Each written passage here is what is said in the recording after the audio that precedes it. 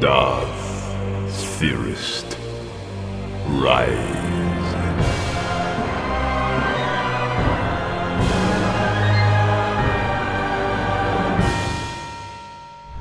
What if Count Dooku told Anakin that Palpatine was Darth Sidious?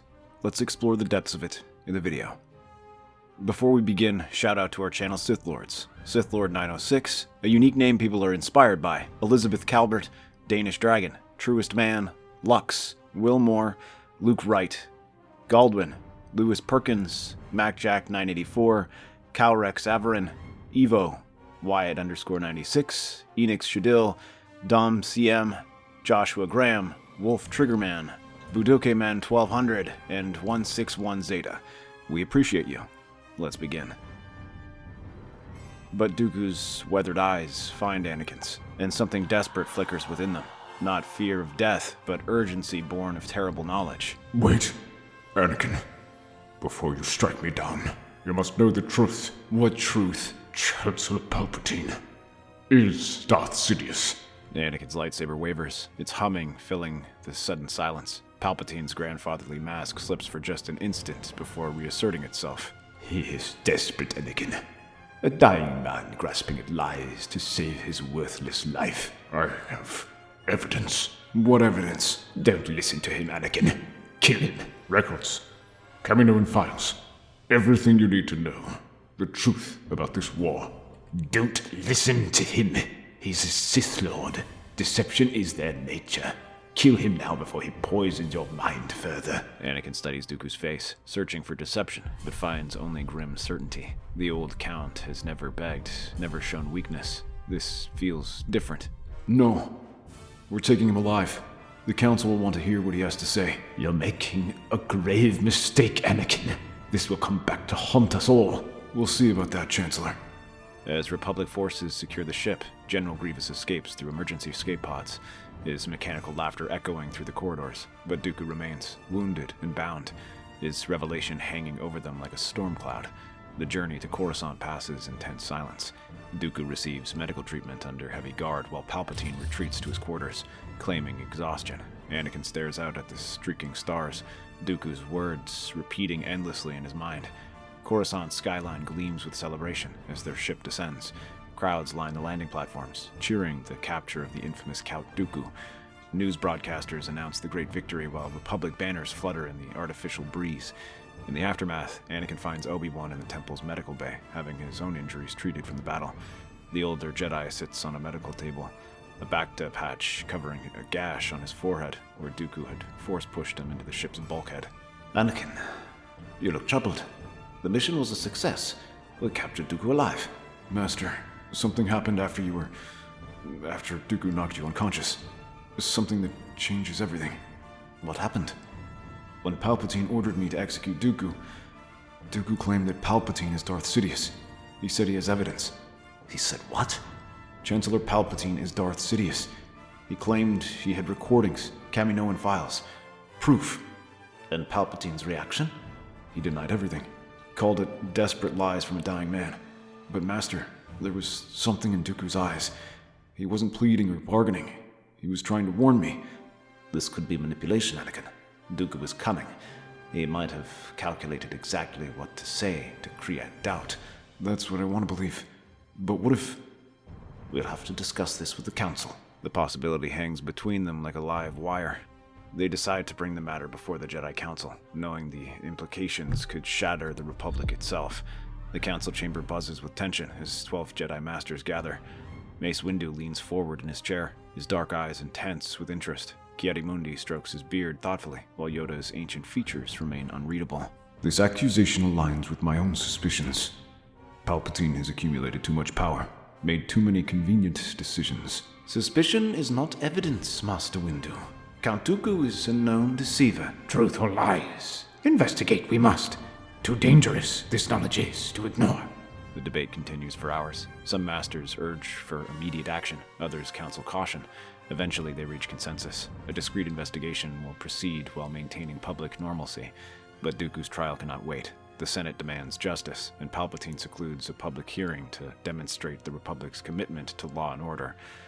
The Senate chamber fills to capacity for the historic trial. Dooku sits in the defendant's dock, his hands replaced with cybernetic prosthetics, his aristocratic bearing intact despite his circumstances. Palpatine presides with perfect solemnity, while hundreds of senators look on. Honored senators, I stand before you not as a penitent, but as one who would expose the greatest deception in galactic history. Chancellor Palpatine is the Sith Lord Darth Sidious. Gasps echo through the chamber. Some senators lean forward with interest. Others immediately begin shouting denials. He orchestrated this war from both sides. The separatist movement, the clone army, the conflicts that have torn our galaxy apart, all designed to consolidate his power. These are the desperate lies of a terrorist facing justice. Count Dooku seeks to undermine our democracy in his final moments. Senator after senator rises to defend Palpatine. The majority, deeply entrenched in the Chancellor's network of favors and corruption, dismiss Dooku's claims as fantasy. Only a few voices, Bail Organa, Mon Mothma, Padme Amidala, express concern about investigating the allegations. Regardless of the source, such serious accusations warrant investigation. The integrity of our government depends on transparency. But their voices are drowned in the chorus of dismissal. The Senate votes overwhelmingly to reject further investigation and sentences Dooku to life imprisonment for his crimes against the Republic. After the session, Bail Organa and Mon Mothma approach Mace Windu and Obi-Wan in a secluded corridor. That trial was a sham. They wouldn't even consider the evidence. We need to investigate privately, if there's any truth to Dooku's claims. The Council has reached the same conclusion. We'll proceed carefully. Anakin meets Palpatine in the Chancellor's grand office, surrounded by symbols of power. As they discuss Dooku's accusations, Anakin senses guardedness in Palpatine's tone. Pretending to accept his explanations, he studies his reactions closely. When he leaves, Anakin is convinced of Palpatine's guilt. The Chancellor's calm responses feel too precise, too practiced to be innocent. That evening, Palpatine visits Dooku in his high-security cell. The Count sits calmly despite his restraints, as if he's been expecting this conversation. Why, Dooku? After decades of loyalty, why betray everything we've built? Loyalty? You ordered that boy to execute me like a rabid animal. Was our partnership so meaningless? The plan required sacrifices. Your death would have served your ambitions while discarding me like refuse. At least now the galaxy will know the truth. Palpatine stares at his former apprentice with something approaching respect mixed with hatred. He leaves without another word. The next day, Anakin and Obi-Wan approach Dooku's detention facility, hoping to extract more specific information about the alleged evidence. But the clone guards block their entrance with unwavering resolve. I'm sorry, General Skywalker, but the prisoner is classified as highly hostile. No unauthorized contact is permitted. He doesn't even have hands anymore. How dangerous could he be? Orders are orders, sir. The Chancellor himself issued security protocols. They leave empty-handed, but Anakin's suspicions only deepen. If Palpatine truly wanted them to get to the bottom of Dooku's claims, why prevent access to the only source of evidence? The pieces of a vast conspiracy begin aligning in Anakin's mind, each denial and obstruction adding weight to Dooku's impossible revelation. The Coruscant underlevels pulse with mechanical heartbeats, ventilation systems, power conduits, and the endless hum of the city that never sleeps. In the deepest maintenance tunnels beneath the detention center, Anakin and Obi-Wan move like shadows, their dark robes blending with industrial gloom. Sparks cascade from damaged power couplings above, casting erratic patterns of light across the durasteel walls. They've spent days planning this infiltration, studying guard rotations and security protocols. The detention center's lower levels house only maintenance droids during the night shift, a narrow window of opportunity that might not come again. The thermal regulators will mask our heat signatures for exactly 12 minutes. After that, 12 minutes is enough. They slice through an access panel with surgical precision, Anakin's lightsaber cutting through the reinforced metal like a heated blade through ice. The detention center's inner corridors stretch before them, sterile, white walls reflecting the infiltration like a maze of mirrors. Dooku's cell lies at the center of the facility, surrounded by ray shields and automated defense systems, but the Count sits calmly in his sparse quarters, as if he's been expecting this visit. His cybernetic hands rest peacefully in his lap, their metallic surfaces gleaming under the harsh lighting. Skywalker, Kenobi, I wondered when you'd come. We need to talk about Palpatine, about the evidence you mentioned. And why should I help you? What assurances do I have that this isn't another Republic trap? Because if you're telling the truth about Palpatine, then we're all in danger. The entire galaxy is. I believe Palpatine is the Sith Lord. but the Senate won't act on belief alone. We need solid proof. Proof comes at a price, young Skywalker. What do I receive in return for this cooperation? What do you want? Complete immunity. No trials, no punishment. A clean slate and safe passage to wherever I choose. Absolutely not. You're a war criminal responsible for millions of deaths. Then you have no evidence, and Sidious continues his reign unopposed. Perhaps we can find middle ground. Reduced charges. Exile instead of execution. Life imprisonment on a comfortable world. Full medical care. Access to books and scholarly materials. And in exchange, the Kaminoan archives contain everything. Funding records, genetic samples, communications between myself and Sidious, but they're encrypted and hidden. I'll provide the location and access codes. How do we know you're not sending us into a trap? Because Sidious wants me dead more than he wants you captured. My former master has no use for failed apprentices. After tense negotiation, they reach an agreement. Dooku provides coordinates to a hidden separatist data vault on Raxus and tells them to contact General Grievous, the only one with authority to access the files. As Dooku finishes giving the coordinates, the security alarms blare. Clone troopers, alerted by a data leak from the interrogation system, converge on the cell block. The lights flicker as lockdown protocols engage. Anakin, Obi-Wan, and Dooku have seconds to react. They fight their way out through blaster fire and collapsing corridors as the prison begins to seal itself shut. Be careful, Skywalker. Grievous serves power, not loyalty. You'll need to convince him that his survival depends on cooperation. 3 days later, the Jedi Council convenes via hologram. The temple is under lockdown. Clone battalions gathering outside under orders from the Chancellor. Inside, tension crackles through the air as the council members appear in flickering blue light, their images distorted by interference. This may be our only chance to expose Sidious, if Dooku's evidence is genuine. Dangerous this path is, but more dangerous still to ignore it. Outside, the sound of armored boots echoes through the halls as clones begin their search of the temple for Anakin and Obi-Wan. Palpatine uses the incident to fuel suspicion, demanding the Council surrender Anakin and Obi-Wan for questioning. Still, the Jedi press on. The mission is approved unanimously. Encrypted transmissions are sent to General Grievous, requesting a meeting on the neutral world of Ryloth. Unknown to them, Palpatine's spy networks intercept every signal. In his private office, the Chancellor watches the feed of the Council meeting with cold satisfaction. Predictable. So very predictable. On Ryloth's barren surface, ancient ruins provide cover for clandestine meetings. Anakin and Obi-Wan wait among crumbling stones while the sun beats down mercilessly. The sound of approaching repulsor lift engines announces Grievous's arrival. The cyborg general emerges from his ship flanked by battle droids, his mechanical breathing echoing across the wasteland.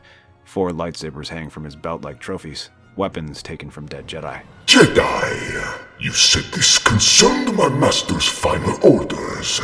Count Dooku is dead. Before he died, he told us you possessed information that could end this war.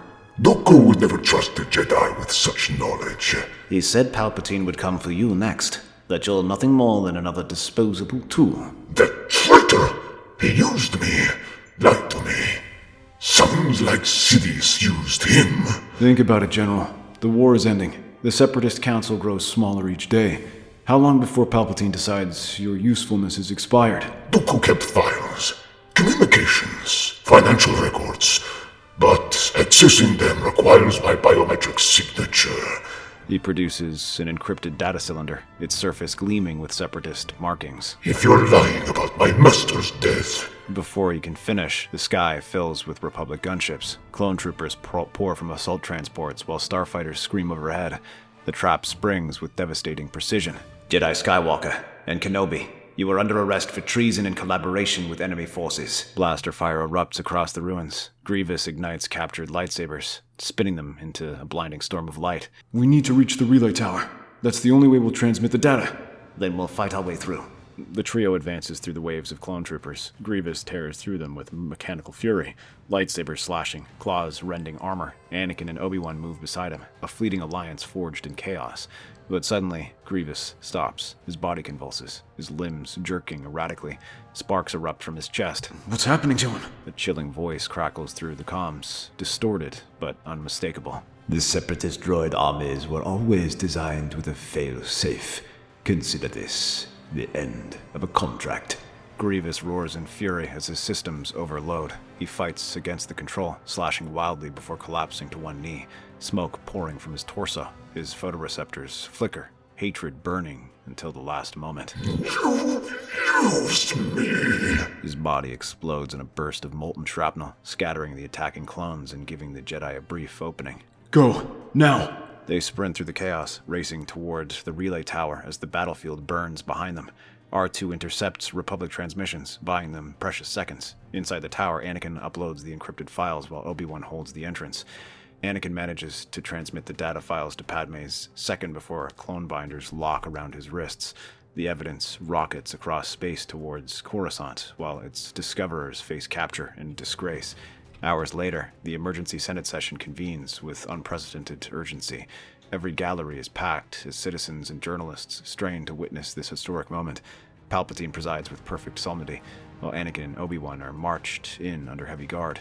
The Chancellor's face displays exactly the right mixture of disappointment and resolve as he addresses the assembled senators. Citizens of the Republic, we gather in darkness. The Jedi Order, sworn to protect our democracy, has betrayed that sacred trust. Holographic displays show surveillance footage, Anakin meeting secretly with Dooku, communications with Grievous, the transfer of classified information to the enemy forces. These recordings prove beyond a doubt that members of the Jedi Council conspired with our enemies. They negotiated with terrorists, shared Republic secrets, and undermined our righteous cause. Tell them why we did it. Tell them about your secret identity. But his words are lost in the roar of senatorial outrage. Palpatine's trap has closed perfectly. Any defense sounds like desperate deflection from guilty parties caught in the act. Even now, they attempt to shift blame through wild accusations. But the evidence speaks for itself. In the Chancellor's private box, secure from all surveillance, Palpatine allows himself a small smile. Everything proceeds exactly as he has foreseen. The perfect trap has closed around the Jedi Order, and their evidence remains locked away, for now. The Senate chamber crackles with tension as Chancellor Palpatine rises to pronounce judgment. His voice carries across the vast space with practiced authority, every word calculated to steal the fate of the accused Jedi. The evidence for treason is irrefutable. These Jedi have violated their sacred oaths, conspired with our enemies, and endangered countless Republic lives.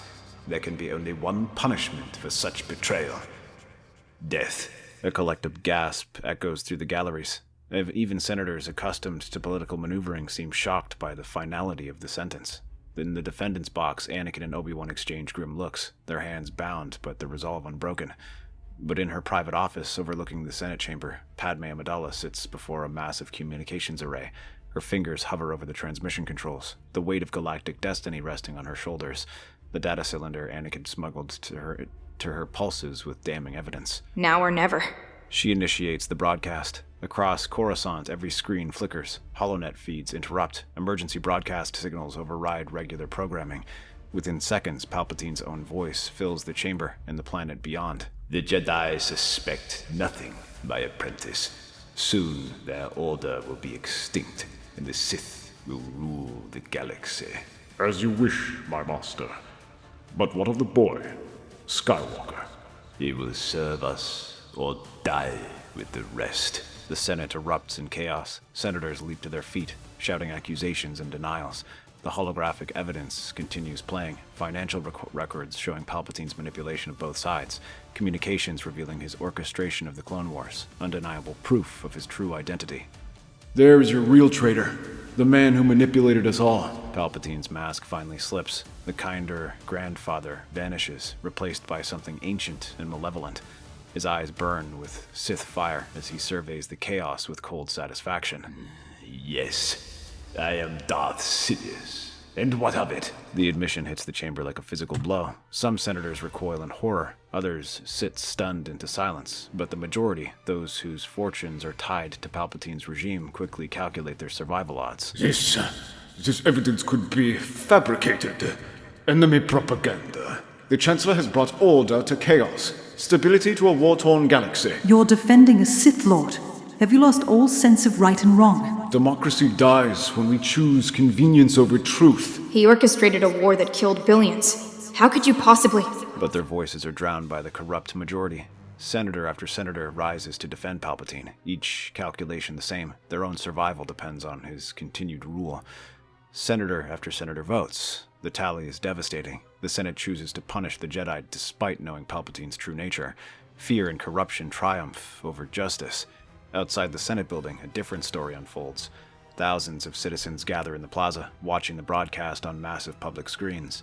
Clone troopers mingle with Jedi, Republic citizens with alien refugees, all united in their horror at the revelation. A clone commander removes his helmet, his face grim with determination. We weren't designed to serve a Sith Lord. Another clone nods in agreement. Not all. The programming runs deep, but enough to matter when the moment comes. As Senate guards move to escort the condemned Jedi to their execution, the plaza erupts.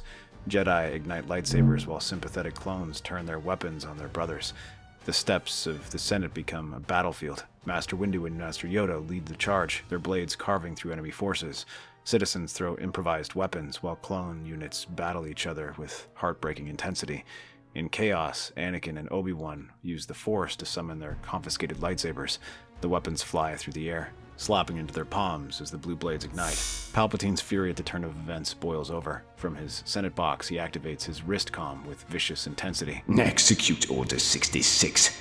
Kill them all. Every last Jedi. Palpatine retreats to his private office after calling Order 66. Across the galaxy, the signal transmits. On 1,000 worlds, clone troopers turn on the Jedi generals. But on Coruscant, the battle lines are already drawn. Clones who know the truth resist the programming, while others follow their conditioning into civil war. The city becomes a war zone. Starfighters scream between buildings, while ground forces clash in every district. The Republic tears itself apart as the truth spreads like wildfire. Meanwhile, Anakin and Obi-Wan fight their way through the Senate building, accompanied by Commander Cody and a squad of loyal clones. Their destination, Palpatine's office, where the puppet master orchestrates his final gambit. They blast through security doors and overwhelm guard positions, but the path grows more treacherous with each level. By the time they reach the executive floors, only Anakin, Obi-Wan, and Cody remain standing. The office doors slide open to reveal Palpatine standing calmly by his desk, ancient Sith artifacts glowing around him like malevolent stars. Commander Cody, I wondered when you'd arrive. Anakin and Master Kenobi. What a nice get-together. It's over, Palpatine. Your reign ends now. My reign? My boy, it's only just beginning. Lightning erupts from his fingertips, more powerful than anything they've ever witnessed. Anakin and Obi-Wan deflect desperately with their lightsabers, but the sheer force drives them to their knees. Did you think you could challenge a master of the dark side? I have lived for decades, planned for centuries. The lightning intensifies. Obi-Wan's lightsaber flies from his grip as he collapses, his robes smoking. Anakin struggles to maintain his defense, but his strength is failing. Obi-Wan and Anakin lie on the floor. Now, Commander, prove your loyalty to the Emperor. Kill the traitors. Cody stares at the man who destroyed his purpose, who turned brother against brother for personal power. The programming fights against growing awareness, but truth has a power all its own. I don't think so, sir. Palpatine turns, finally sensing something is wrong. But Cody's blaster is already drawn, its barrel aimed at the Emperor's chest. You dare? The blaster bolt catches Palpatine in the shoulder, spinning him around and sending him crashing into his desk. The Sith lightning erupts from his fingertips, catching Cody in a web of blue-white agony. Fool! You thought you could kill me so easily. I am the dark side of the Sith. The lightning intensifies, lifting Cody off his feet and slamming him against the wall. Ancient Sith artifacts shatter as the rage overwhelms his control, but his sacrifice has given Anakin and Obi-Wan precious seconds to recover. Cody! As Palpatine approaches for the killing blow, Cody's hand moves to his utility belt where the thermal detonators rest in their clips. His eyes meet Anakin's across the room. Get out. Get out of here, sir. Cody, no. Pathetic. Insignificant. A copy thinking it could challenge true power. Maybe. Maybe I am pathetic. Just another clone. But I'm not a traitor like you. Palpatine's eyes widen as he spots the armed explosives. He lunges forward, but Cody wraps his arms around the Emperor in a final embrace.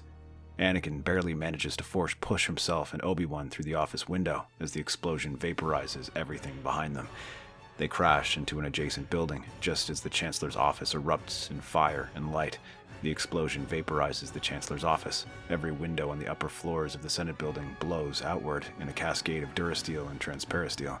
The shockwave echoes across Coruscant as a column of fire reaches toward the sky. From their position, battered and bleeding, they watch the column of flame reach toward the sky.